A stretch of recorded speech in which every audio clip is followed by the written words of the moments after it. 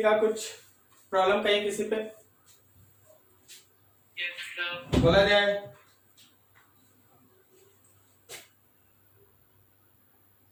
Question that two identical charged pairs are suspended by strings of equal length. The strings make an angle of 30 degrees with each other. When suspended in a liquid of density 0.8 gram per centimeter cube, the angle remains the same. If the density of the material of the pair is 16 gram per centimeter cube, find the dielectric constant of liquid. ऐसा question अगर आप first class में देखेंगे ना तो आपको बताया गया है। अगर आप शुरुआत से क्लास कर रहे हैं तो शुरुआत में देखिएगा ना, एक या दो क्लास के बाद बिल्कुल इसी तरह का एक क्वेश्चन था जिसमें हम लोग मीडियम के अंदर बॉल को सस्पेंड करके है ना हम लोग उसका डायलेक्ट्रिक कांस्टेंट या डेंसिटी ये सब फाइंड किए थे, याद है जी? डेंसिटी निकाले थे। यहाँ क्या है, डेंसिटी दे के आपसे के पूछा जा रहा है, ठीक है?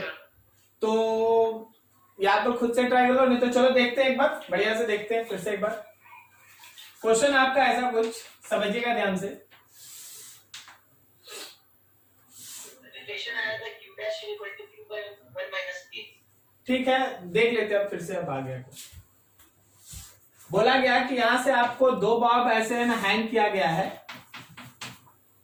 और स्ट्रिंग का लेंथ दिया है और ये थीटा दिया हुआ है, थीटा 30 डिग्री है और स्ट्रिंग का लेंथ एल है, क्वेश्चन में मेंशन है, आप देख लेना आराम से।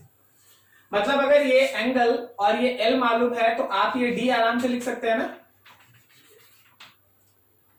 ये एंगल है थीटा, तो एल का ये वैल्यू कितना हो गया बोलो?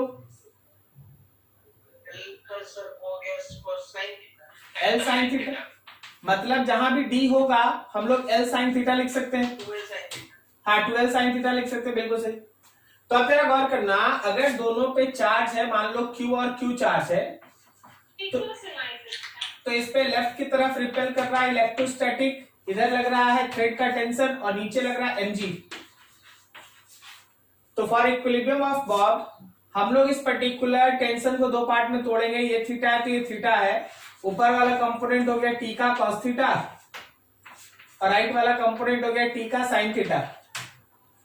तो for equilibrium of Bob,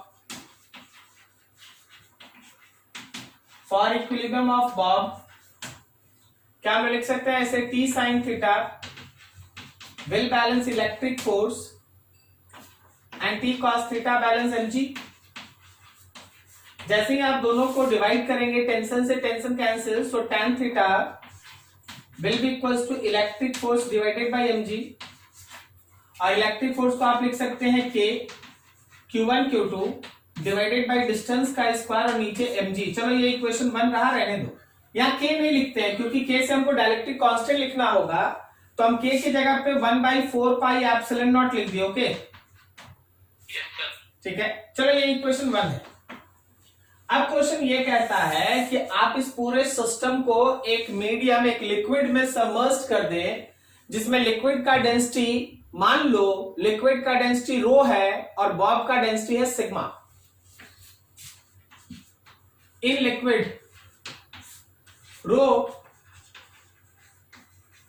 density of liquid, sigma density of liquid और रो डेंसिटी ऑफ बॉब। तो जरा फिर से फिगर को समझना। इस बार जब आप इसको इस मीडियम में डुबाते हैं, क्वेश्चन कहता है कि थ्रेड्स के बीच का एंगल जैसे पहले था वैसे ही अभी रहेगा। मतलब ये है कि आप ये एंगल नहीं बदल सकते, so it should be theta. But हुआ क्या है वो समझना। अगर एंगल नहीं बदला, लेंथ नहीं बदला, तो ये डीवी नहीं बदलेगा।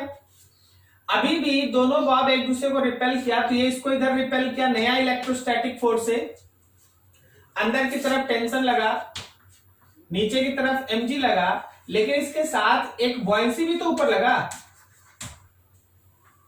क्या समझ में आया? बॉयंसी, ठीक है। अब जरा तुम इसका फ्री बॉडी डायग्राम देखो, तो ये थीटा तो ये थीटा, तो टी का ऊपर वाला कंपोनेंट हो गया टी कॉस थीटा और राइट वाला कंपोनेंट हो गया टी का साइन थीटा।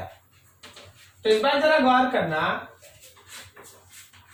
कि फॉर इक्विलिब्रियम ऑफ बॉब, अगर आप बॉब का इक्विलिब्रियम का बात करते हैं तो force of buoyancy plus T का cos theta, force of buoyancy plus T का कॉस थीटा, ये दोनों मिलके mg के बराबर होगा।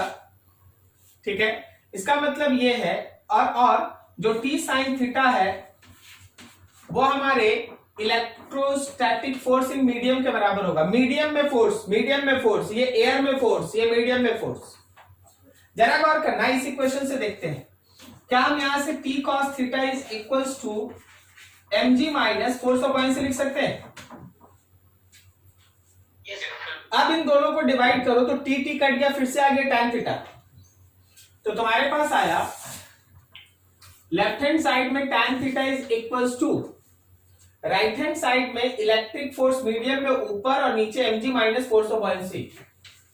इलेक्ट्रिक फोर्स मीडियम में और नीचे mg minus force of buoyancy. ठीक है, सेंस ये दूसरा इक्वेशन। क्वेश्चन कहता है कि जो थीटा पहले था वही थीटा बाद में रहे। तो फ्रॉम इक्वेशन 1 एंड 2, अगर आप 1 और 2 को देखते हैं तो यहां पे हम लोग के पास है 1/4 pi epsilon not Q Q by D square और नीचे mg, ये वाला 1/4 pi epsilon not Q Q by D square नीचे mg। एंड यहां पे क्या है 1/4 पाई एप्सिलॉन नॉट के क्यू क्यू, डिस्टेंस तो वही है, डी स्क्वायर और नीचे mg minus force of buoyancy. समझ रहा जी उत्कर्ष? तो ये 4 पाई एप्सिलॉन नॉट और क्यू स्क्वायर और डी स्क्वायर ये cancel, 4 pi epsilon not Q square और डी स्क्वायर। क्या क्या बचा? तो लेफ्ट हैंड साइड में बचा है नीचे mg और राइट हैंड साइड में k, यहां mg minus force of buoyancy. याद रखिए आपको k निकालना है, k को भेज दीजिए लेफ्ट में, ये mg गया राइट में, mg divided by mg minus force of buoyancy. अब जरा चलो ये छोटा सा कैलकुलेशन आपको करना है। यहां पर होता क्या है ना, याद रखना, आप लिखते हैं mg minus divided by mg, क्या हम फोर्स ऑफ बॉयंसी को लिखेंगे volume of body into density. Density किसका? लिक्विड का ना, तो डेंसिटी लिक्विड का मतलब है सिग्मा पुट कर लो, mg, सब में g कैंसिल, बचा m divided by m minus volume of body and sigma. क्या हम वॉल्यूम ऑफ बॉडी, क्या हम मास ऑफ बॉडी को ऐसे लिख सकते हैं volume of body into density of body divided by volume of body and density of body minus volume of body and sigma. ऊपर नीचे volume of body cancel, sigma और रो का वैल्यू पुट करो, सॉल्व करेगा आंसर। ठीक है, तो ये डिस्कशन पहले हुआ था, लेकिन पहले हम लोग क्या किए थे ना, सिग्मा निकाले थे, मतलब डेंसिटी निकाले थे हम लोग बॉडी का, हम लोग बॉब का डेंसिटी निकाले थे। आज आपसे क्या पूछा गया, तो एक ही क्वेश्चन है, कोई बड़ा नहीं। वो थीटा नहीं, मतलब वो जो एंगल बिटवीन दिया हुआ है स्ट्रिंग, मतलब दोनों के बीच का थीटा 30 ले लिया। अच्छा, हमको उससे पता नहीं चल रहा, उससे कोई फर्क नहीं पड़ेगा, वैसे उससे कोई फर्क नहीं पड़ेगा। तुम गौर करो, जो तुम पूरा ले, अच्छा ये tan थीटा का यूज ही नहीं हुआ, तुम देखो कहीं भी थीटा यूज है इस आंसर में? कोई नहीं, ठीक है ना, तो वो यूज नहीं होगा, वो आप आराम से बना सकते। क्वेश्चन क्या बोल रहा था? Sir, a positive charge Q is placed in front of a conducting solid Q at a distance d from its center. समझ गया, वेट करो, ये क्वेश्चन अभी पढ़ा नहीं है, ठीक है, थोड़ा सा वेट कर लो, उसके बाद हम लोग डिस्कस कर लेंगे। वैसे है ना, इसको पढ़ा जा सकता है थोड़ा सा, चलो ठीक है, एक दो कुछ एक्स्ट्रा होगा बता देंगे, जरा गौर करना, हम तुमको सिखाते हैं, इसमें कुछ है इंटरेस्टिंग। 45 कुछ इंटरेस्टिंग है इसमें। इलेक्ट्रिक फील्ड इंटेंसिटी किसी कंडक्टर के अंदर कितना होता है? 0। If any conductor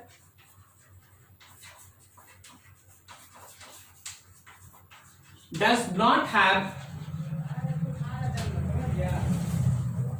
any charge inside it, net electric field is always zero inside any conductor. कोई भी कंडक्टर के अंदर का नेट इलेक्ट्रिक फील्ड जीरो होगा, लेकिन कब? जब उसके अंदर में कोई चार्ज ना हो। एक्चुअली है ना, चलो ये एक छोटा सा टॉपिक ही है जो बाद में डिस्कशन करना था। एक्चुअली ये गॉसेस थ्योरम के अंदर है ना, आता है सेक्शन, ठीक है, लेकिन अभी आप पढ़ सकते हैं, बस छोटा सा एडजस्टमेंट करना होगा, हम लोग कर लेंगे। जरा गौर करना, समझना। पहला फिगर, मेरे पास ये एक कंडक्टर और इसके अंदर एक चार्ज है Q1 और इसको एक बाहर से आप चार्ज दिए हैं Q2। अब समझिए, अगर हम यहां पे एक पॉइंट लेते हैं P, तो ध्यान रखना कि at point P electric field is non zero and this is due to Q1। ठीक है, कारण ये है ना कि अंदर में एक चार्ज है, तो जो हम लोग का इलेक्ट्रिक फील्ड होगा वो नॉन जीरो होगा। मतलब ऊपर वाले लाइन को अभी आप ध्यान से समझिएगा कि नेट इलेक्ट्रिक फील्ड किसी कंडक्टर के अंदर तभी जीरो होता है जब उसके अंदर में चार्ज ना हो। सेकंड फिगर देखो, अभी हम एक कंडक्टर रख दें, अंदर में कोई चार्ज नहीं, इसको बाहर से चार्ज दे दिए Q2 और फिर बोले चल भाई एक पॉइंट है P, तो ध्यान रखना कि अंदर में नेट इलेक्ट्रिक फील्ड जीरो होगा। क्या ये दोनों फिगर में अंतर समझ में आ रहा है? ठीक है, अगर किसी कंडक्टर के अंदर में चार्ज नहीं है तो उसके अंदर का कोई भी पॉइंट उठा लो, वहां नेट इलेक्ट्रिक फील्ड कितना होगा? अंदर में चार्ज नहीं है तो अंदर का कोई भी पॉइंट पे नेट इलेक्ट्रिक फील्ड कितना होगा? जीरो। अगर अंदर में कोई चार्ज है तो इलेक्ट्रिक फील्ड बचता है। ठीक है, अब चलिए कुछ और फिगर देखिए। थर्ड, मान लीजिए मेरे पास, बहुत ध्यान से, ये बहुत ज्यादा इजी जा रहा है लेकिन है बहुत टिपिकल, ध्यान से। मान ले जैसे हम इस कंडक्टर को एक चार्ज दिए Q1 और यहां बाहर में चार्ज रख दिए Q2 और बोले कि देख भाई ये एक पॉइंट है, सेंटर है। ठीक है, तुम्हारा काम क्या है कि at centre of sphere, sphere के सेंटर पे find electric field due to, पहला नेट चार्ज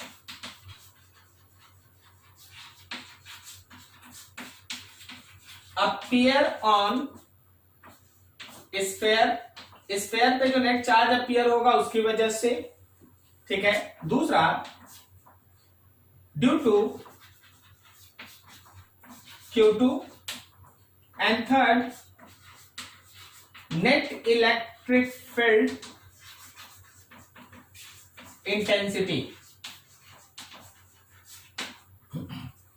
एक छोटा सा क्वेश्चन बताया गया, अभी हम आपका क्वेश्चन नहीं बता रहे, हम उसका बेसिक तैयार कर रहे हैं। ठीक है, बोला गया कि देख भाई ये हाँ, जो भी पढ़ाई हो रहा है ना वो सब स्फेरिकल कंडक्टर्स। ओके, मतलब स्फेरिकल हो या ना हो, कंडक्टर होना जरूरी है। स्फेरिकल कंडक्टर, कंडक्टर, कंडक्टर,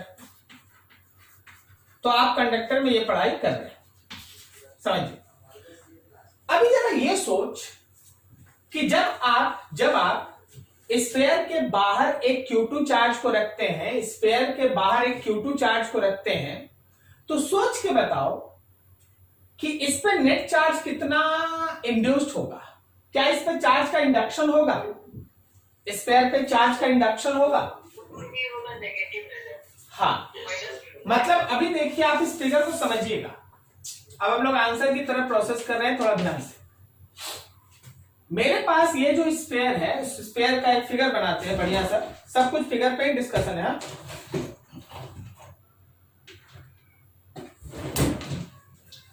मेरे पास ये है स्फीयर,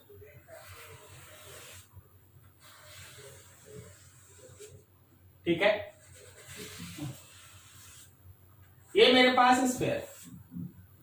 अब इस स्फीयर में बाहर में आप Q2 रखे थे सॉरी, हाँ ठीक है, और इसको आप दिए थे Q1, तो जो Q1 दिए थे उस Q1 की वजह से ये Q1 चार्ज इसके ऊपर ऐसे ग्रीन में डिस्ट्रीब्यूटेड है, ये ग्रीन वाला चार्ज Q1 को दिखाता है, ठीक है। अब जरा Q1 की वजह से अपने से सोचो, थोड़ा वेक्टरली सोचना, इस चार्ज की वजह से जो इलेक्ट्रिक फील्ड होगा इधर से बैलेंस होगा, इससे इधर, इससे इधर, मतलब डायमेट्रिकली अपोजिट सारा चार्जेस इस पॉइंट पे नेट इलेक्ट्रिक फील्ड का वैल्यू कितना कर देगा? सब एक दूसरे को कैंसिल कर रहा है, तो नेट इलेक्ट्रिक फील्ड उस सेंटर पे अभी कितना हो जाएगा? केवल Q1 की वजह से जीरो। अब देखो इंडक्शन, देखो इंडक्शन इन द सेंस कि मान लीजिए यहां पे Q2 था, प्लस था, तो क्या इस फेस पे माइनस डेवलप होगा? और इधर अगर माइनस डेवलप हुआ तो क्या इस फेस पे प्लस डेवलप होगा? ये येलो वाला, सही है। तुमको पता चल रहा है क्या कि सेंटर पे 3 इलेक्ट्रिक फील्ड है, सेंटर पे 3 इलेक्ट्रिक फील्ड है। हम तुमको दिखाते हैं ना, एट सेंटर ध्यान से, electric field due to Q1 ये 0 है, क्योंकि सब एक दूसरे को कैंसिल कर ले रहा है, सब एक दूसरे को कैंसिल कर ले रहा है। ये केवल ग्रीन वाला सोचना, Q1 की वजह से सोचना। इसी में electric field due to induced charge, जो इंड्यूस्ड चार्ज है उसकी वजह से इलेक्ट्रिक फील्ड, समझो निगेटिव की वजह से राइट और पॉजिटिव की वजह से भी राइट, तो राइट की तरफ है इंड्यूस्ड इलेक्ट्रिक फील्ड। क्लियर हुआ क्या? सही। अभी दोनों पार्ट अलग अलग, एक क्या है कि जो आप स्फीयर को चार्ज दिए थे Q1, उसकी वजह से चार्ज वो यूनिफॉर्मली डिस्ट्रीब्यूट था, तो याद रखना कि उसकी वजह से डायमेट्रिकली अपोजिट पॉइंट्स का इलेक्ट्रिक फील्ड सेंटर पे कैंसिल हो जाएगा, और नेट इलेक्ट्रिक फील्ड Q1 की वजह से, केवल Q1 0 है। जब हम लोग Q2 की वजह से इंड्यूस चार्ज लेते हैं तो ये निगेटिव सब का इलेक्ट्रिक फील्ड राइट में और ये पॉजिटिव सब का भी राइट में, तो नेट इलेक्ट्रिक फील्ड राइट में होगा। अब एक और, electric field due to Q2, हम लोग बात क्या कर रहे हैं? सेंटर पे।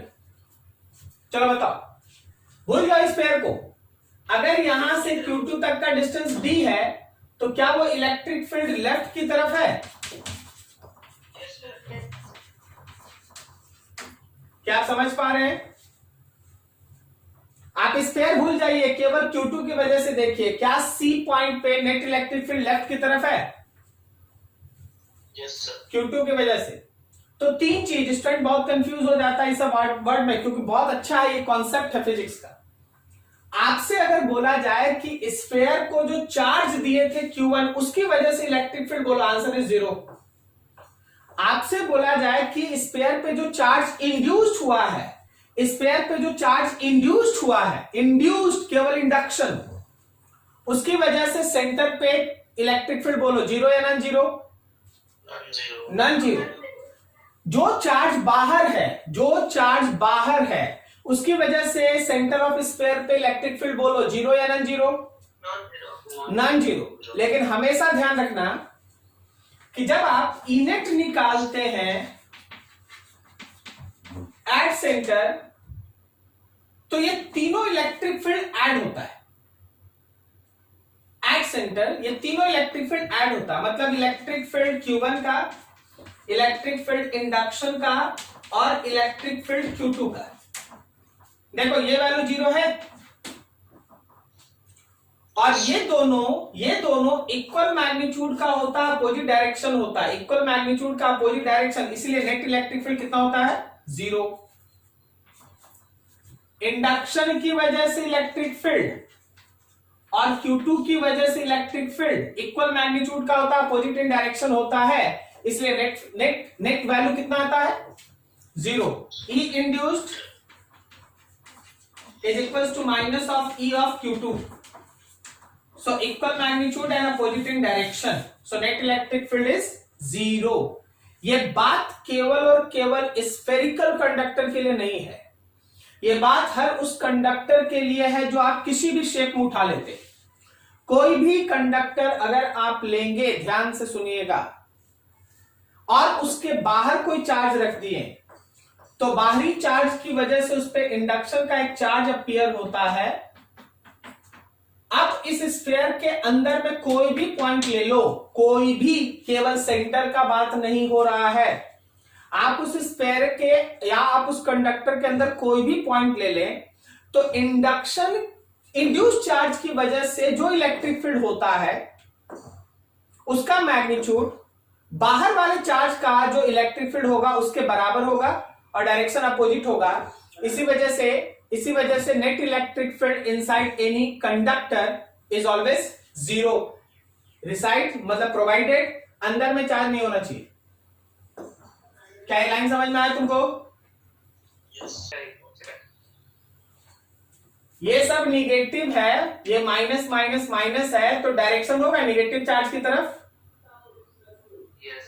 और ये सब प्लस है तो डायरेक्शन होगा प्लस से दूर। Yes sir. तो दोनों जोड़ेगा तो इधर ही ना आएगा। Yes sir.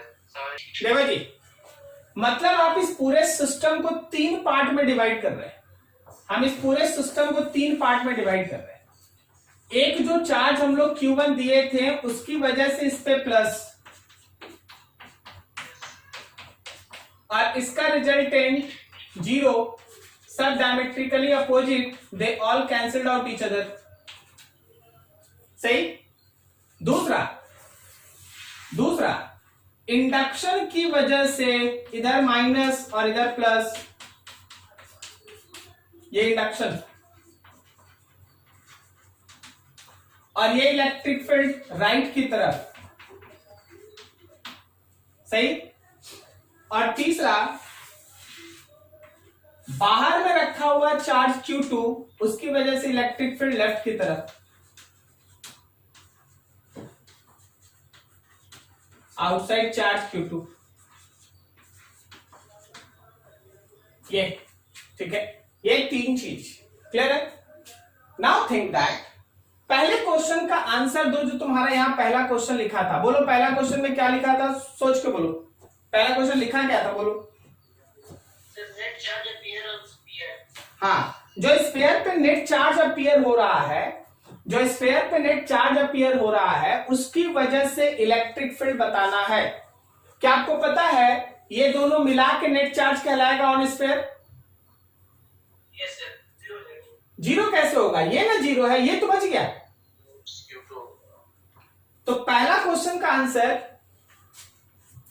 Electric field due to net charge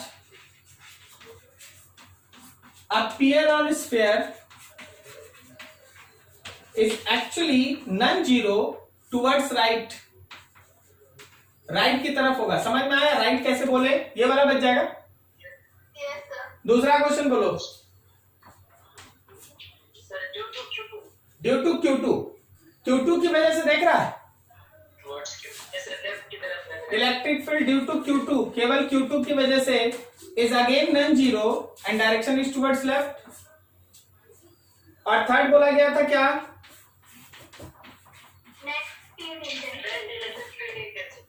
क्या वो 0 है?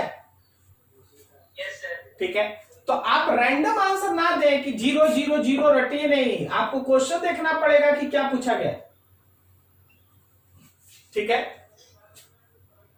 अब ये टॉपिक कंप्लीट है। अब तुम्हारा क्वेश्चन। हाँ जी अंशु बाबू 45 बोल रहे थे ना? Yes sir. सब कोई हम फिगर बना रहे हैं, तुम क्वेश्चन सुन लेगा, सब कोई एक बार में सुनेगा और अपना आंसर देने का कोशिश करेगा। बोला गया है यहां से कुछ दूर अवे Q रखा गया है, जो यहां से D डिस्टेंस अवे है, ये इसका सेंटर। क्वेश्चन देख रहे हैं सब कोई? अंशु जी ध्यान से धीरे धीरे पढ़िए, सब कोई सुन के आंसर देगा। बोलिए। क्वेश्चन पढ़े। हाँ। A positive charge Q is placed in front of a conducting solid Q at a distance d from its center. Find the electric field at the center of the Q due to the charges appearing on its surface. क्या answer? Zero या non zero? Non-zero. Non zero. Towards left और right? Left, right. Right. Right. sir. ठीक है। अब अगर आप उसका magnitude भी चाहते हैं तो देखिए यहां उसका मैग्नीट्यूड, इसके अंदर देखो यहां प्लस है तो यहां माइनस डेवलप हुआ Yes, sir. और यहां प्लस डेवलप हुआ। तो क्वेश्चन के हिसाब से जो इलेक्ट्रिक फील्ड तुमको लिखना है, due to charge appear on its surface, जो चार्ज उसके ऊपर अपीयर हो रहा है उसको लिखना है। तो याद रखना ये minus of electric field of Q हो जाएगा। माइनस मतलब डायरेक्शन, इस क्यू का इलेक्ट्रिक फील्ड होगा लेफ्ट की तरफ, Yes, sir. तो इंडक्शन का इलेक्ट्रिक फील्ड होगा राइट की तरफ। So your answer is minus of 1/4 pi epsilon not Q by D square. क्या आपको समझ में आया? Yes, sir. ठीक है। उसी का जो इलेक्ट्रिक फील्ड है उसका नेगेटिव। हाँ, बस उसी के इलेक्ट्रिक फील्ड के मैग्नीट्यूड के बराबर डायरेक्शन अपोजिट, उसी के इलेक्ट्रिक फील्ड के मैग्नीट्यूड के बराबर बाय डायरेक्शन अपोजिट। ठीक है, बोलो जी next question. Point charges q and minus q are located at the vertices of a square with diagonals 2l. Find the magnitude of electric field strength at a point located symmetrically with respect to the vertices of the square at a distance x from its center.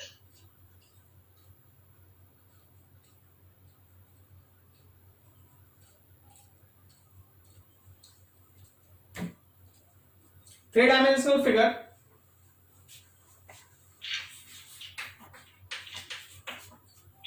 एक square है, थोड़ा figure समझना ध्यान से। ये एक square, इस square पे डायगोनली एक जगह प्लस क्यू है और एक जगह माइनस क्यू, यही है ना जी? Yes, sir. और दो वर्टेक्स तो खाली है ना? No, sir. चारों vertex है तो फिर यहां पे क्या है? Plus Q minus q. चल ठीक है, कोई बात नहीं, यहां दे देते, बात एक ही होगा। Yes. ठीक है, अभी जरा समझना, बोला गया कि इसका एज लेंथ एल है ना, बोला गया सेंटर से एक्स डिस्टेंस, Diagonal 2l है. हाँ Sir, diagonal 2l है. अच्छा, डायगोनल 12, डायगोनल 12 है, याद रखिएगा ना। Sir, 2l है। क्या? तो मतलब जो diagonal है तो root के जगह पर ये नहीं है, तो 2 times। तो ये बोल रहा है कि डायगोनल 12 है ना? Yes, sir. कोई बात नहीं, वो डाटा होता है, छोड़ो ना, आप कॉन्सेप्ट देखिए ना। Yes. मान लीजिए ये पॉइंट, ठीक है, अब बोला गया कि इस पॉइंट पे नेट इलेक्ट्रिक फील्ड इंटेंसिटी आपको फाइंड आउट करना है। तो सबसे पहले इस फिगर को थोड़ा समझने की कोशिश करो। मान लो जैसे सपोज करना कि तुम्हारे पास ये जो डायगोनल है ना, इस डायगोनल को हम एक्स एक्सिस ले लेते हैं। तो देख, ये रहा एक्स एक्सिस, यहां पे है प्लस क्यू, तो यहां पे है माइनस क्यू, और ये जो मेरे स्क्वायर का सेंटर है वो यहां है। यहां पे मेरे एक पॉइंट है जो इसका यहां से यहां तक का डिस्टेंस एक्स है। अब डायगोनल का जैसा भी एज लेंथ होगा, क्या ये डिस्टेंस आप निकाल सकते हैं ना? मान लीजिए डी है, क्या समझा? तो ये डी फिगर समझ में आ रहा है? Yes, sir. अब देखो, इस प्लस क्यू का यहां एक इलेक्ट्रिक फील्ड होगा और इस माइनस क्यू का भी एक इलेक्ट्रिक फील्ड होगा। क्या समझ में आ रहा figure? Yes, sir. Yes, sir. Anshu babu समझ में आ रहा है जी? आप ही का क्वेश्चन है, आपने इसमें, ठीक है ना? Yes, sir. अब देख, सिमेट्री है तो यहाँ थीटा, ये Yes, sir, बोल रहे हैं. थीटा थीटा लिख सकते हैं, theta theta. Yes, sir. Yes, sir. तो जरा गौर करना। अच्छा, फिर से एक और चीज, प्लस से इस पॉइंट का डिस्टेंस आर ले लो, तो माइनस से भी पॉइंट का डिस्टेंस आर ही है। फिगर अब देखो, Yes, sir. फिगर देखो फिर से, ये रहा मेरा ई प्लस प्लस चार्ज का, और वो है KQ/R²। यह है मेरा E माइनस, और इसका भी वैल्यू है KQ/R², दोनों का मैग्नीट्यूड सेम। थीटा देखो, इसका ऊपर थीटा बना, इसका नीचे थीटा बना। E प्लस का ऊपर वाला कंपोनेंट हो गया E प्लस का cos थीटा, और इसका नीचे वाला कंपोनेंट हो गया E माइनस का cos थीटा, और दोनों का राइट वाला कंपोनेंट हो गया है sin थीटा। क्या सही जा रहे हैं? तो सोच के बता, ये जो P पॉइंट है, ये जो P पॉइंट है, वहां नेट इलेक्ट्रिक फील्ड किधर बचा? इस P पॉइंट पे क्या ऊपर वाला इलेक्ट्रिक फील्ड कंपोनेंट और नीचे वाला इलेक्ट्रिक फील्ड कंपोनेंट कैंसिल हुआ? Yes, sir. समझ में आ रहा है? देख, दोनों E प्लस, अभी दिख रहा है? ठीक है, अभी देखो, E प्लस और E माइनस का मैग्नीट्यूड सेम,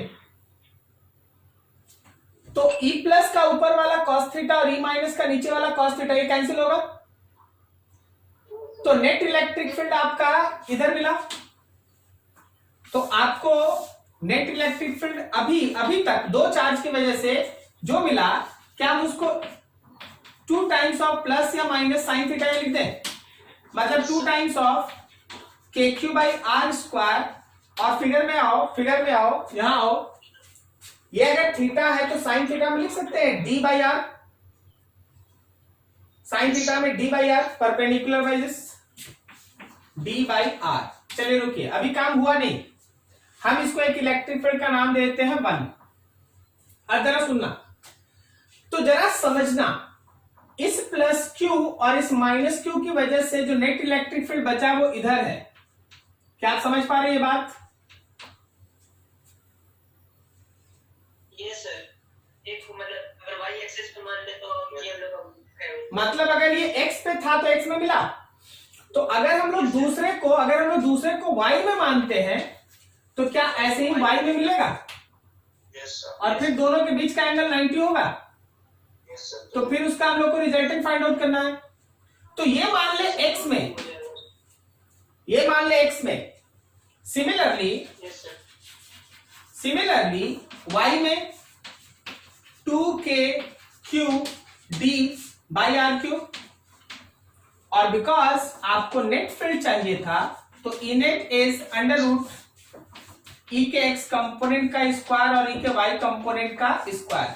अब दोनों का वैल्यू सेम है तो तुम जानता √2 लगा दीजिए, √2 times of 2KQD divided by R का क्यूब। डाटा पुट करो, सॉल्व करो, आंसर आएगा। ठीक है, सबसे इंपॉर्टेंट है ये 3 डायमेंशनल फिगर। क्वेश्चन फिर से सुनो जी, सब अच्छा क्वेश्चन अब आने लगा इलेक्ट्रोस्टैटिक का, जिसमें है ना दिमाग से बनता है, पेन और कॉपी और बोर्ड पे नहीं बनता है। तुम्हारे साथ बोला गया कि 4 चार्ज है, डायगोनल या अपोजिट चार्ज का साइन डिफरेंट है। बोला गया कि कोई एक पॉइंट है जो सेंटर से x डिस्टेंस ऊपर है और सभी चार्जेस से सिमेट्रिकली है, तो इसका मतलब पॉइंट इस प्लेन के ऊपर है। अब इस ऊपर वाले पॉइंट पे प्लस का फील्ड उधर, माइनस का फील्ड इधर, तो दोनों मिलकर एक हॉरिजॉन्टल डायरेक्शन में नेट फील्ड बनाया, वो हो गया हम लोग का दोनों का साइन थीटा का वैल्यू। सिमिलरली अब इधर वाला जो ये था अपोजिट, ये वाला ये वाला, तो इसका भी हम लोग नेट इलेक्ट्रिक फील्ड इधर लिए, तो ये वाला का इलेक्ट्रिक फील्ड इधर बचा। स्क्वायर का दोनों डायगोनल एक दूसरे पे 90 होता है, तो अगर हम एक को एक्स एक्सिस लिखे तो दूसरा वाई एक्सिस, एक्स वाले का इलेक्ट्रिक फील्ड, वाई वाले का इलेक्ट्रिक फील्ड, फिर दोनों के बीच का एंगल 90, उसको सॉल्व किए, then finally you get the net electric field. ठीक है, समझ में आया जी ये question? The spheres are suspended such that they are in level with one another and the threads are inclined to the vertical at angles Q1 and Q2 as shown. The figure है. Which one of the condition is satisfied if Q1 and Q2 is equal? खुद से बनाना है जी उत्कर्ष बाबू, आप लोग है ना, ऐसा है ना बहुत सारा, ये तुम्हारे स्टडी मॉड्यूल का क्वेश्चन होगा। Yes sir. ठीक है, तो ये क्वेश्चन आप खुद से बना सकते हैं, इसमें कोई बहुत बड़ा बात नहीं है। आपको करना क्या है ना कि अभी तक आज भी देखे ना कि आप है ना स्ट्रिंग से ऐसे जोड़ के ऐसे सस्पेंड कर दिए। Yes, sir. आपको क्या करना है, थीटा का रिलेशन निकालना है। उसमें देखिएगा नीचे मास आएगा, Yes, sir. सही है, नीचे मास आएगा। इसका मतलब ये है कि उस मास के साथ इसका कोई रिलेशन है। तो ऐसे सोच सोच के 3 मल्टीपल चॉइस क्वेश्चन है, तो आपको उसमें बनाना है, ठीक है। खुद से करेंगे, कोई इशू नहीं, आप बना सकते हैं। Yes, sir. और आगे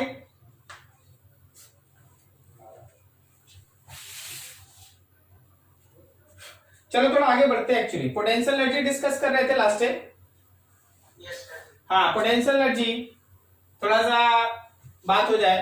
पोटेंशियल एनर्जी में हम लोग लास्ट ये डिस्कस किए थे कि पोटेंशियल एनर्जी अगर हम इलेक्ट्रिक पोटेंशियल एनर्जी अगर हम लोग डिस्कस करते हैं दो चार्ज के बीच, तो दो चार्ज के सिस्टम को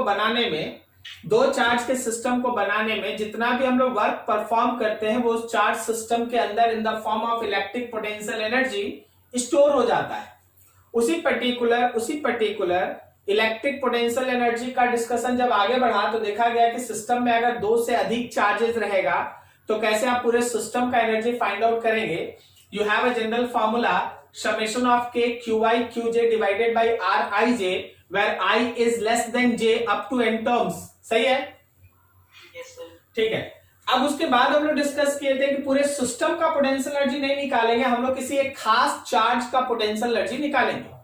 जब आप किसी खास पर्टिकुलर चार्ज का पोटेंशियल एनर्जी निकालते हैं तो उसका फॉर्मूला बताया गया Q इंटू V। जहां Q था वो चार्ज जिसका एनर्जी आपको चाहिए, और V था उस पॉइंट का पोटेंशियल जहां चार्ज रखा हुआ है। क्या सही है? Yes sir. ठीक है। आज उसी में हम लोग है ना इन 2 पॉइंट्स के बाद 2 या 3 जो भी पॉइंट्स था उस पॉइंट्स के बाद थोड़ा आगे बढ़ेंगे। जरा गौर से देखना और समझते जाना। कितना पॉइंट्स उसमें डिस्कस हो रखा था? तो हो गया था तीसरा यार। चलो ठीक है, थर्ड देखिए। सॉरी सर, 3 हो गया था, 3 हो गया। ठीक। Full charge system. ठीक। In case of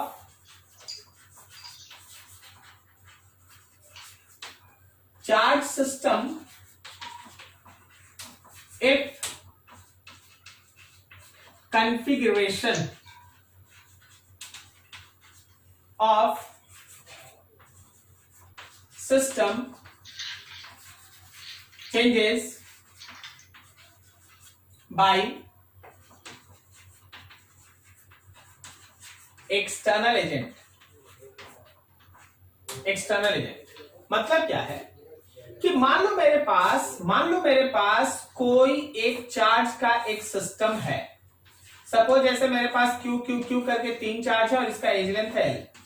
हम तुमसे क्या बोले कि देख भाई इस पे कोई वर्क किया है, कोई एक्सटर्नल एजेंट वर्क किया और वर्क करके इन तीनों चार्जेस के बीच के सेपरेशन को L से बढ़ा के 12 कर दिया। इन तीनों चार्जेस के बीच के सेपरेशन को L से बढ़ा के 2L कर दिया गया। L से बढ़ा के सेपरेशन को 12 कर दिया गया, ठीक है।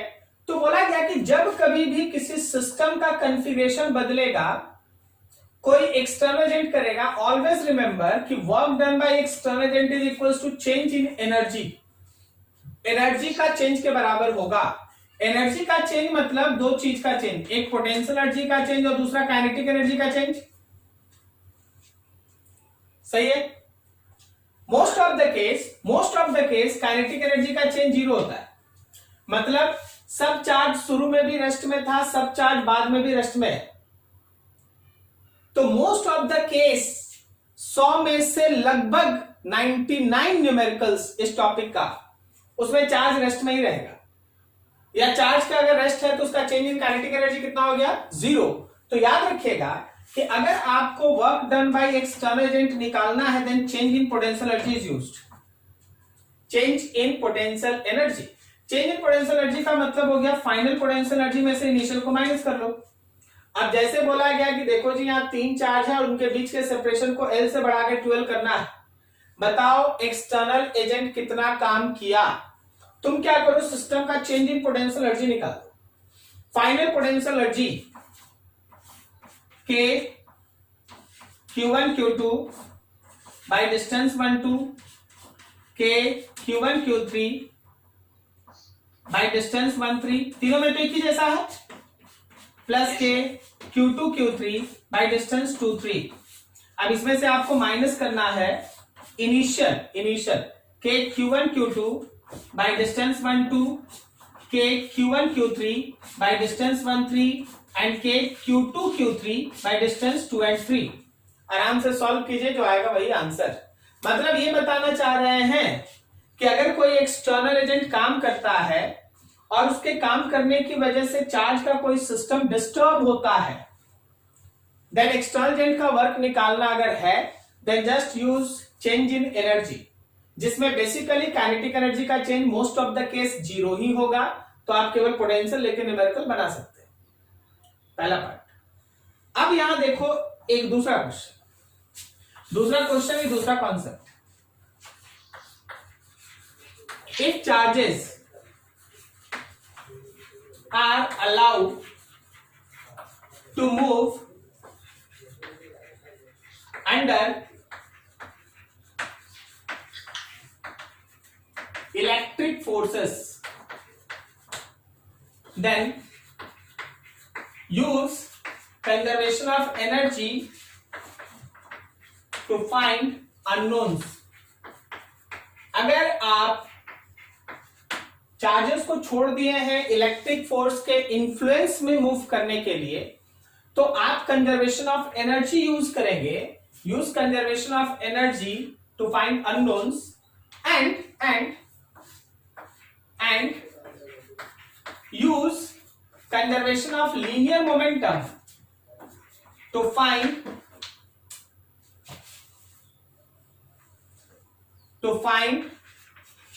Relation between velocity. अगर आपको वेलोसिटीज में रिलेशन निकालना पड़ा तो आप कंजर्वेशन ऑफ लीनियर मोमेंटम देखें। क्या बताना चाह रहे हैं, थोड़ा ध्यान से समझो। मान लो जैसे तुम्हारे पास पहला क्वेश्चन कि देखो जी यहां और यहां करके दो चार्ज रखा हुआ है, ये भी Q है ये भी Q है, इसका मास M है इसका भी मास M है, और इनके बीच का सेपरेशन है D। सोचो जब दोनों को छोड़ देना है, तुमको नहीं ले जाना है, तुमको छोड़ देना है। यहां तुम्ही को काम करना था, तुम्ही को खींच के ले जाकर उनके बीच का डिस्टेंस बढ़ाना था, तुमको काम करना था। यार तुमको काम नहीं करना, तुमको छोड़ देना है।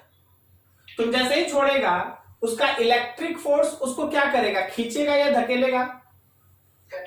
धकेलेगा। बोला गया when separation between them becomes double, find their velocities। उनका velocities कैलकुलेट करो अपना। तो यहां पे क्या ऊपर वाले टॉपिक के हिसाब से नीचे का क्वेश्चन शूट कर रहा है? जो ऊपर आप पढ़ रहे हैं क्या नीचे समझ में आ रहा है कि उसी तरह का क्वेश्चन है? Yes sir. ठीक है, तो उसके बाद जो बचा रहेगा क्या आ जाएगा? ऐसे केस में आप पहले क्या करें,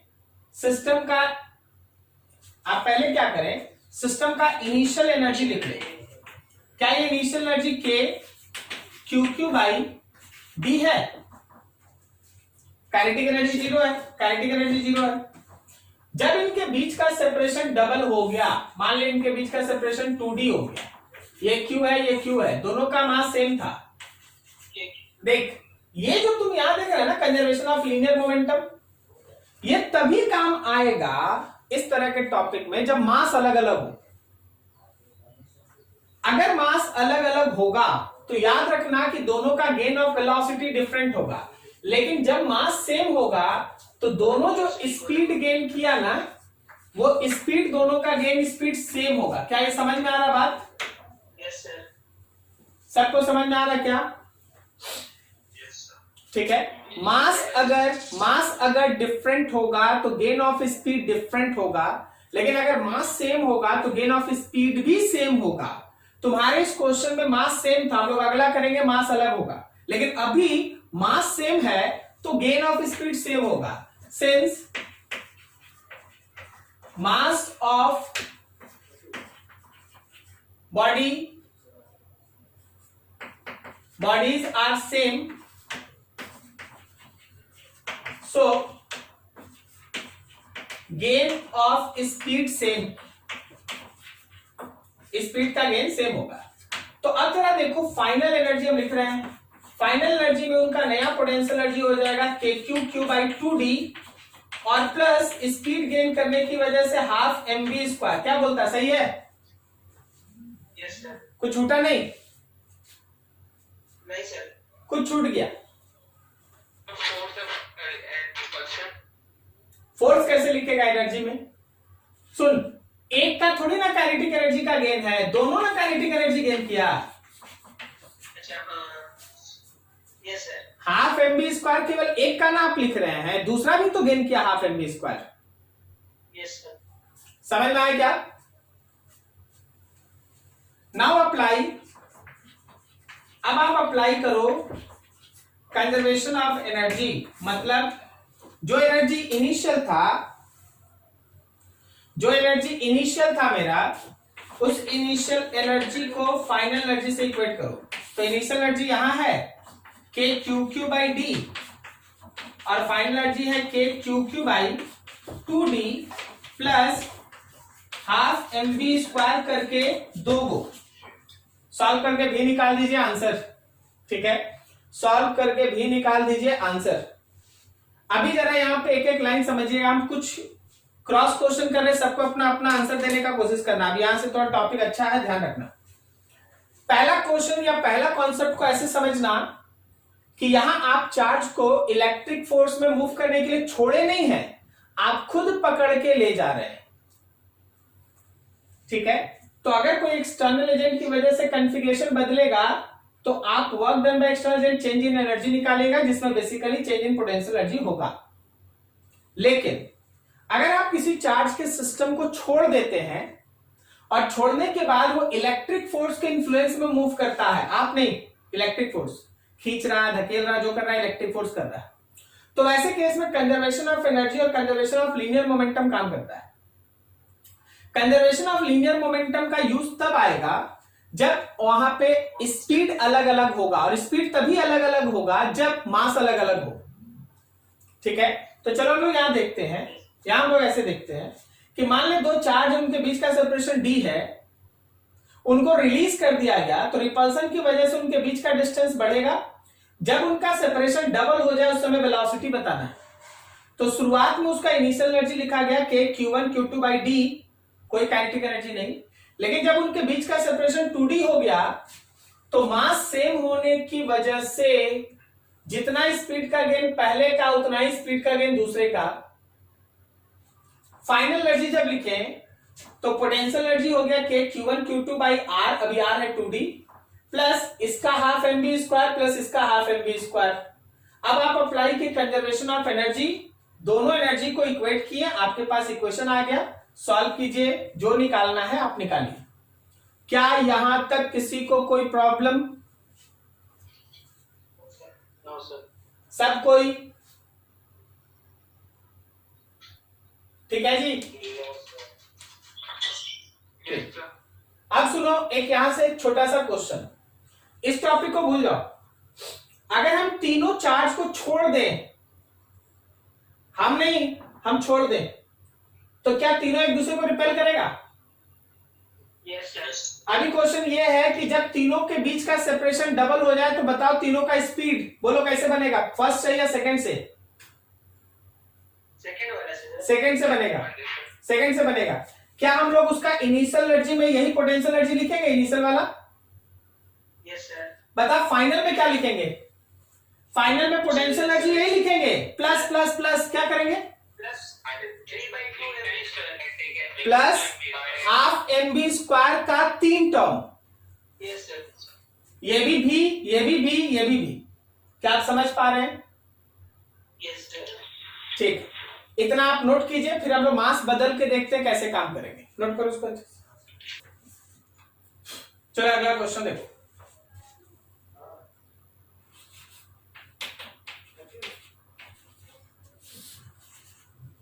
यहां पे चार्ज Q, ये Q, इसका मास M, इसका मास 3M। इनके बीच का separation d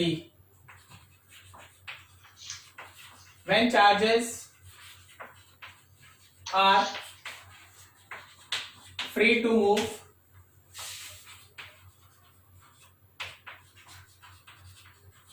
then find speed of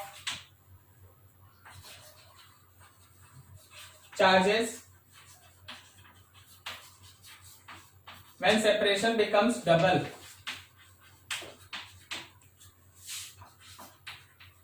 जब सेपरेशन डबल हो जाए तो उस समय हम लोगों को स्पीड बताना है। चलो जी यहां पे एकदम थोड़ा शॉर्टकट में काम करते हैं। क्या इनिशियल एनर्जी को सीधा सीधा के Q1 Q2 बाई डी लिख दे?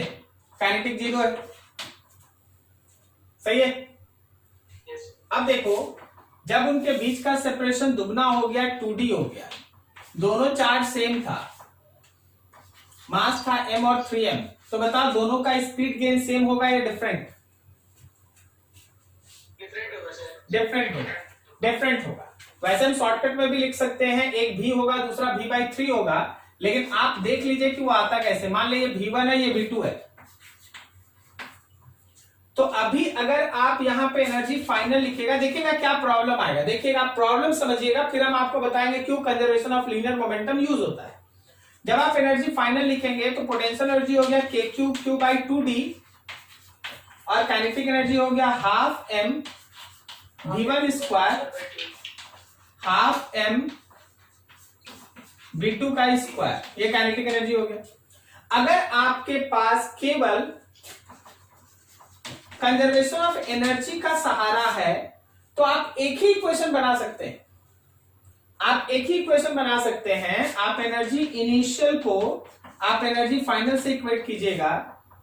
एनर्जी इनिशियल है k3q/d और एनर्जी फाइनल है k3q/2d plus half m v1 square half 3m v2 square.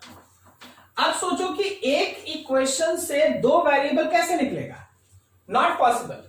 एक इक्वेशन से आप दो वेरिएबल नहीं निकाल पाएंगे, तो ऐसे केस में आपको करना क्या पड़ता है, दूसरा इक्वेशन बनाना पड़ता है, and for that use conservation of linear momentum. ठीक है ना? नाउ अब आप कंजर्वेशन ऑफ लीनियर मोमेंटम को यूज करते हैं। Now use conservation of linear momentum.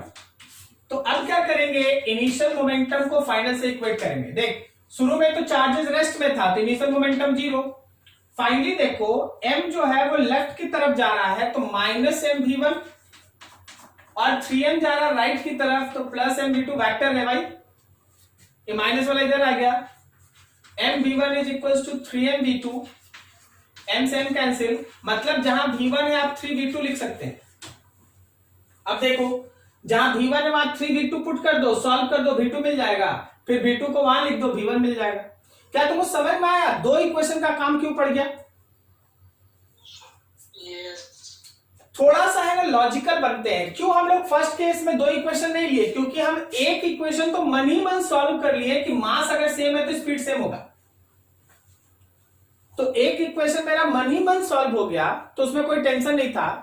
लेकिन इस केस में हम नहीं सोच पाए तो हमको है दूसरा मैथमेटिकल इक्वेशन का जरूरत पड़ गया। ठीक है, वैसे इतना टाइम नहीं देते हैं। अगर आप कमांड रखे हैं मोमेंटम पे तो सुनिए, जिसका मास m वो जितना भी स्पीड गेन करेगा 3m उसका 1/3 स्पीड गेन करेगा, तभी ना नेट मोमेंटम कंजर्व होगा। ठीक है ना? अगर ये v रहता तो ये कितना होता? अगर ये v होता तो ये कितना होता? v/3 होता, तब मल्टीप्लाई होके दोनों मोमेंटम कैंसिल होता। क्लियर हो रहा है? ठीक, तो चलो ये एक अच्छा सेक्शन था, उसको दिमाग में रखना, नोट करो। फिर और एक छोटा सा टॉपिक उसको भी खत्म कर देंगे।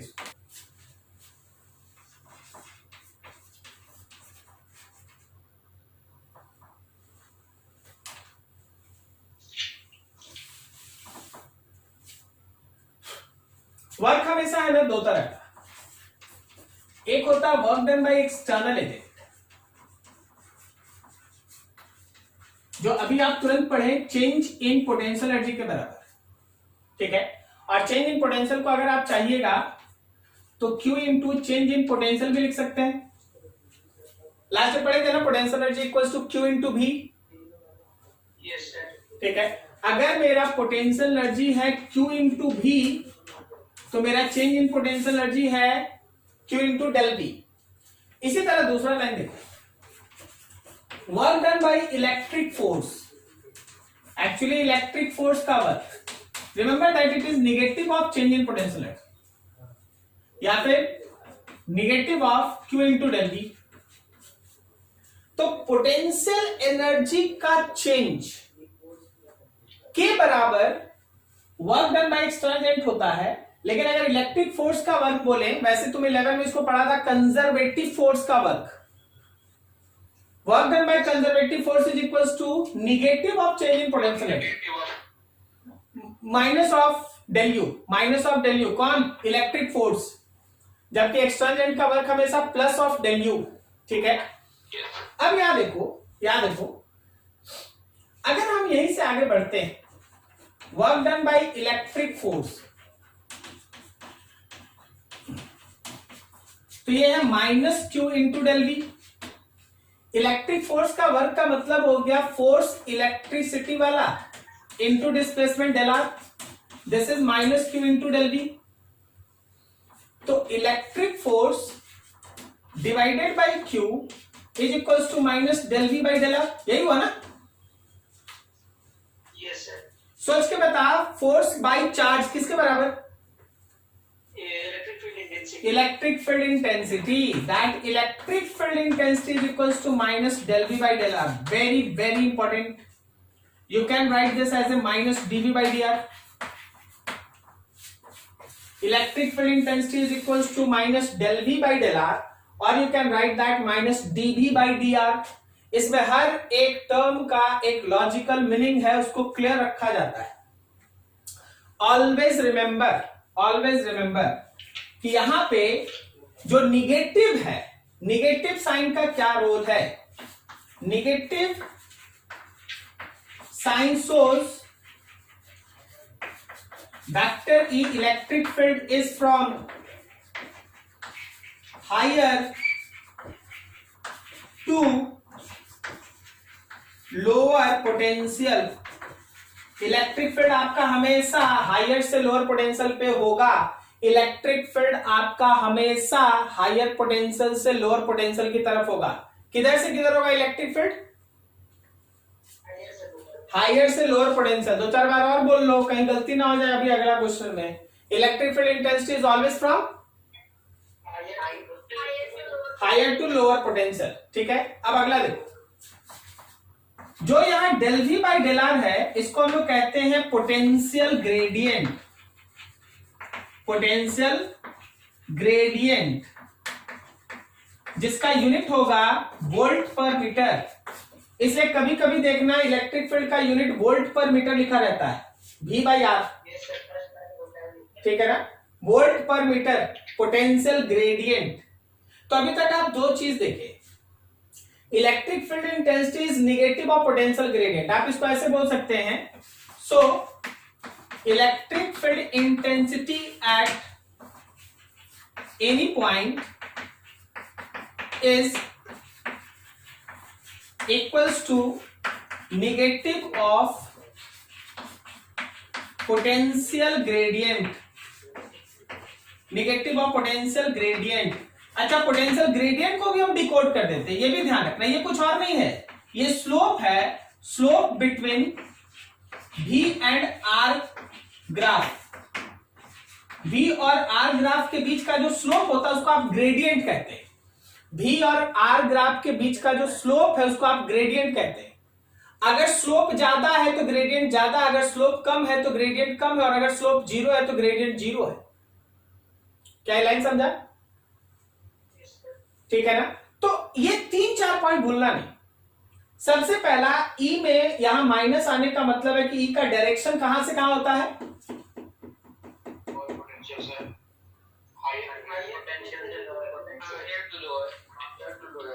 हायर से लोअर, ओके। ठीक है। Del V by del R का मतलब है पोटेंशियल ग्रेडियंट। पोटेंशियल ग्रेडियंट का मतलब हो गया स्लोप, V और R ग्राफ के बीच का स्लोप, मतलब पोटेंशियल और पोजीशन के बीच अगर स्लोप बनाते हैं, ग्राफ बनाते हैं, तो उसका जो स्लोप आएगा उसको आप ग्रेडियंट कहते हैं। अब जरा इन सबको यूज करके कुछ क्वेश्चन देखिए। ये वैसे तो टॉपिक बड़ा है, नेक्स्ट डे भी प्रोसीड करेंगे, लेकिन आज के लिए अभी देखिए। मान लीजिए आपके पास एक फिगर है ऐसा,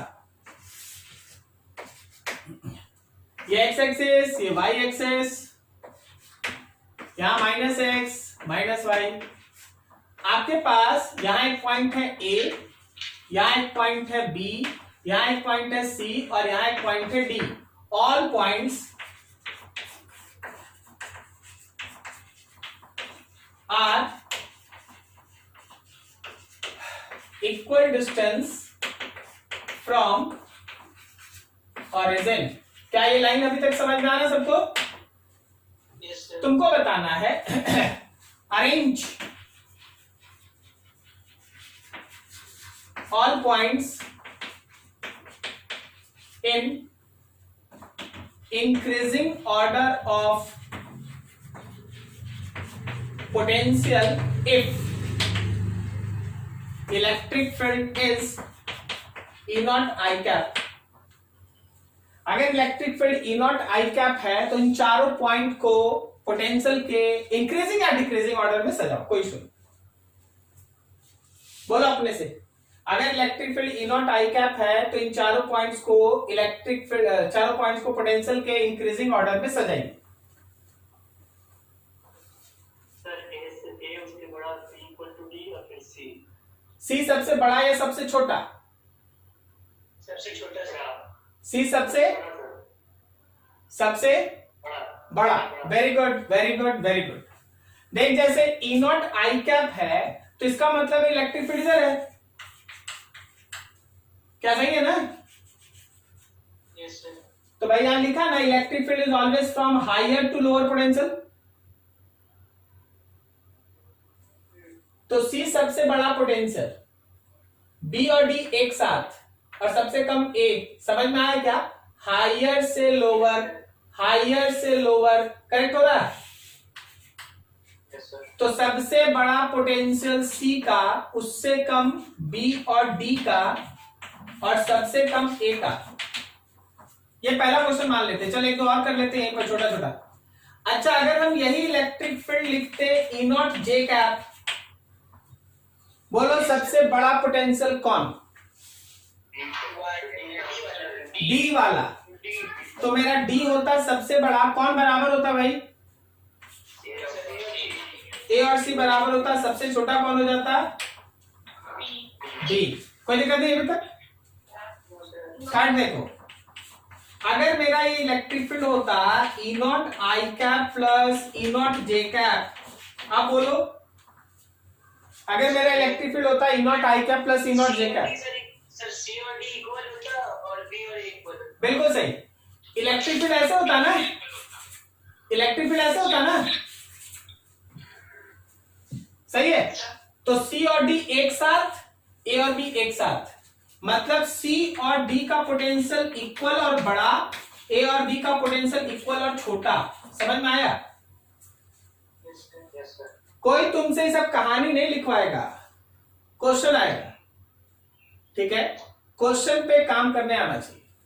क्लियर है ना? चलो ठीक है। अभी इसमें और भी है न्यूमेरिकल पोर्शन, हम लोग डिस्कस करेंगे नेक्स्ट डे।